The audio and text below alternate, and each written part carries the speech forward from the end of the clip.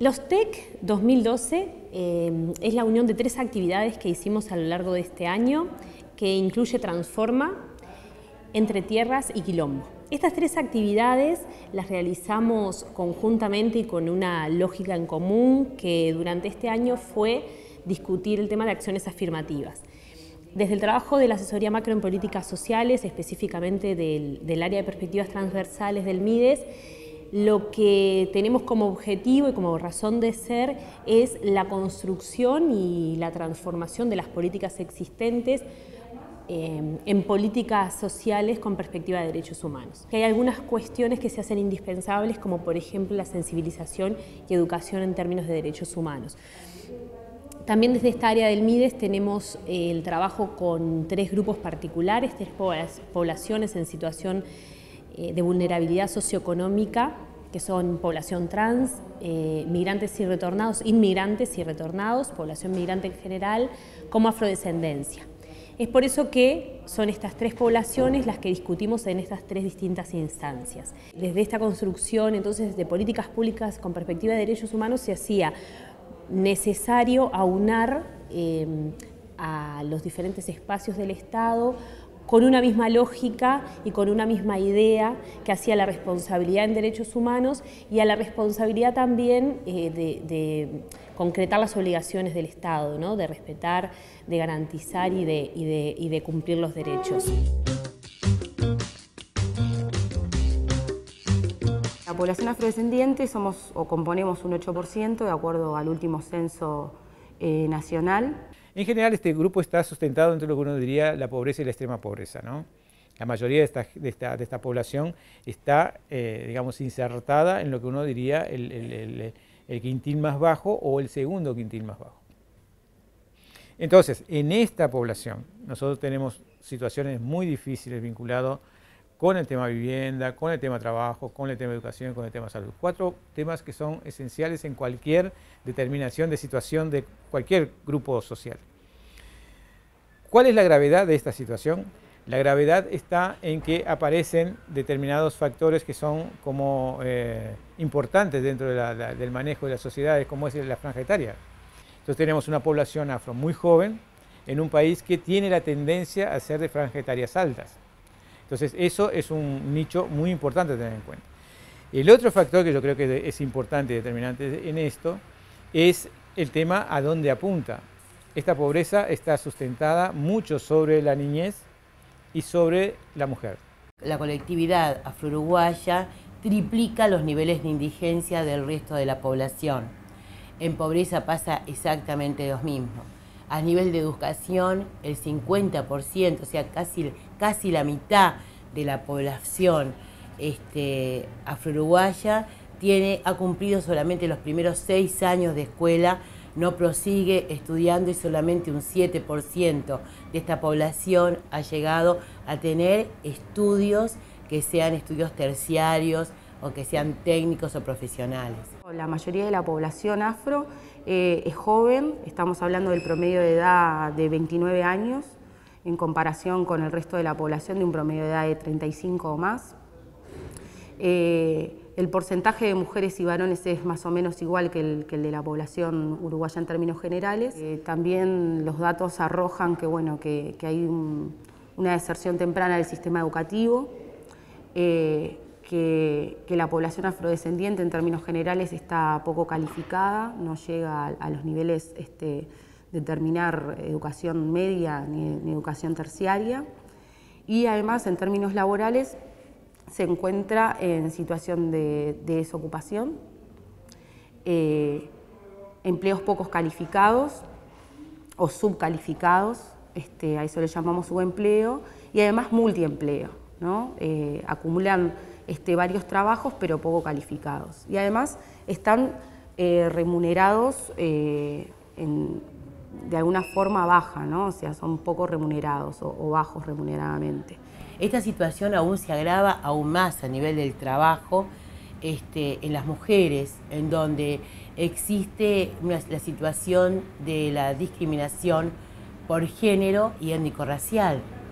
Estas 2 situaciones, y aún más si se agrega la pobreza, lo que hacen es aumentar la situación de exclusión. Es así que vemos que, por ejemplo, los índices de desocupación triplican lo que es la población general, duplican lo que son el resto de las mujeres. La colectividad afrodescendiente fue traída a este país como en situación de esclavos, y a pesar de que la abolición de la esclavitud en Uruguay se produjo en 1846, la situación de exclusión social estaba incluida dentro de las propias cuestiones jurídicas que habilitaron la abolición de la esclavitud.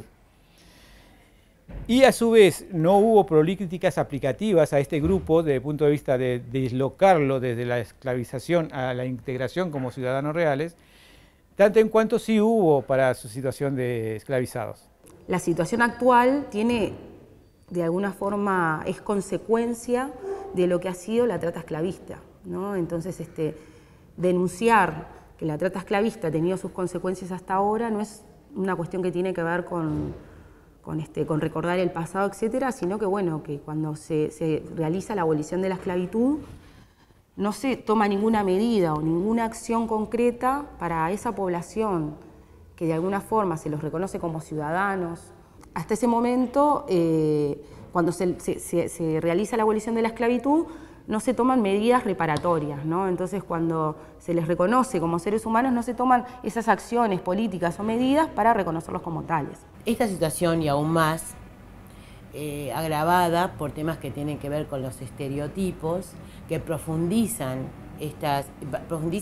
y mantienen estas brechas de desigualdad, hacen que tengamos que dar una respuesta como sociedad toda a través de buenas prácticas. O sea, de construir el racismo y la discriminación racial es una obligación de todas y de todos, pero bueno, desde el punto de vista de la sociedad tenemos que hacer buenas prácticas, tenemos que buscar cambiar desde nuestro lenguaje para que no sea ni sexista ni racista, de construir los estereotipos que hacen ver al otro como una situación de un ser inferior.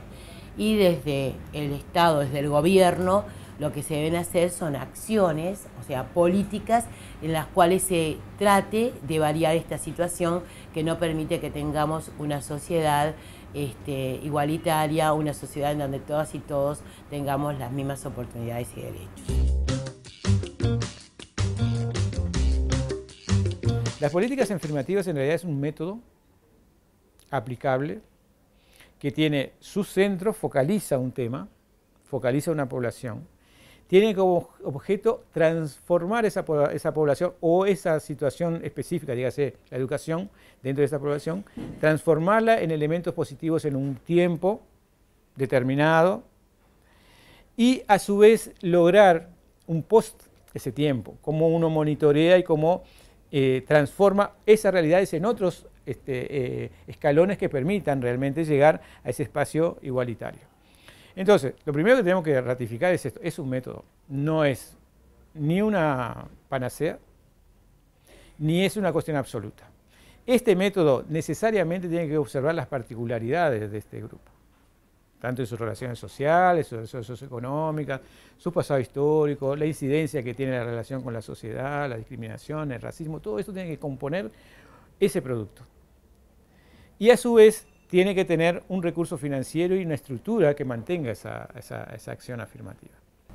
Son políticas que lo que pretenden es que en forma más acelerada y segura se puedan disminuir estas situaciones de desigualdad y que son transitorias y que se deben dar hasta el momento en que este grupo de ciudadanos realmente tenga las mismas oportunidades que el resto de la población, oportunidades que le fueron denegadas por diferentes situaciones, en este caso por la situación del racismo y la discriminación racial. Las acciones afirmativas vienen a operar sobre lo que es la discriminación estructural, ¿no? Que tiene que ver con esta inamovilidad social que tiene la población afrodescendiente. Concretamente con acciones que tienen que ver con promover en el área educativa, con promover también el desarrollo y el ingreso de personas al sector privado, sector público a nivel laboral, que tiene que ver con campañas de sensibilización, que tiene que ver con promoción de la identidad, sobre todo cultural, y programas que de alguna forma muestren la importancia que tuvo la población afrodescendiente en la construcción de lo que hoy es el Uruguay. Hoy en día en Uruguay tenemos una ley de acciones afirmativas para la población afrodescendiente que tiende a promover a la misma en el área educativa y laboral. Es una ley, en primer lugar es una ley que es la primera ley de acciones afirmativas en el país, o por lo menos que define que es una ley tendiente a hacer acciones afirmativas o políticas específicas para una población que está en situación de desventaja social y de inequidad por cuestiones de discriminación. Es el primer documento oficial que tenemos que reconoce la trata transatlántica y la esclavización de personas africanas y afrodescendientes como un delito de lesa humanidad, y hace referencia al derecho internacional, que así está reconocido. Es una ley que además es reparatoria y viene a reparar todas estas situaciones de desventaja histórica que se han venido arrastrando. Es una ley además que focaliza en los dos puntos claves o los dos nudos críticos en donde la discriminación racial o el racismo estructural apunta, que tiene que ver con el área laboral y educativa. Concretamente con lo educativo, promueve becas a nivel del Fondo Solidaridad, becas Carlos Quijano, sobre todo teniendo en cuenta un porcentaje bastante importante. Para las becas Carlos Quijano ya existía un 30%. También incorpora o pretende que se incorpore en la currícula escolar la historia de los afrodescendientes, el aporte de los afrodescendientes a lo que fue la construcción nacional, y además que se eduque en derechos y no discriminación. También relacionado con lo educativo, promueve capacitaciones para el empleo, sobre todo a nivel de INEFOP, y además otorga un 8% para ocupar cargos o llamados, tanto en el ámbito público como en privado, pero específicamente en el ámbito público, de llamados que se hagan en el Estado. Esta ley además específicamente piensa en hacer hincapié que este tipo de acciones y este tipo de políticas tengan consideración a la situación específica en que están las mujeres, ¿no? Las mujeres afro y sobre todo las mujeres jóvenes. Y viene a responder además a recomendaciones internacionales. El racismo ha sido un elemento que ha tenido la capacidad de transformarse en muchas maneras y siempre estar presente.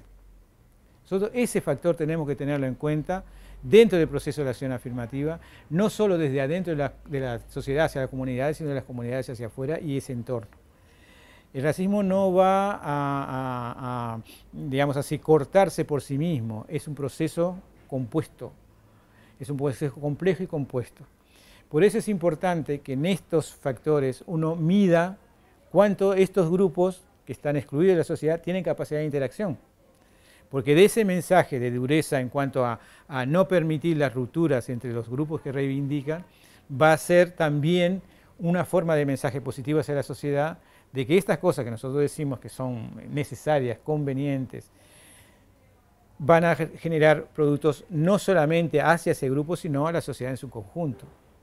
Y seguramente en un momento, si nosotros tuviéramos la capacidad y consecuencia de seguir en este proceso, podríamos tener una sociedad más equitativa que tenemos ahora.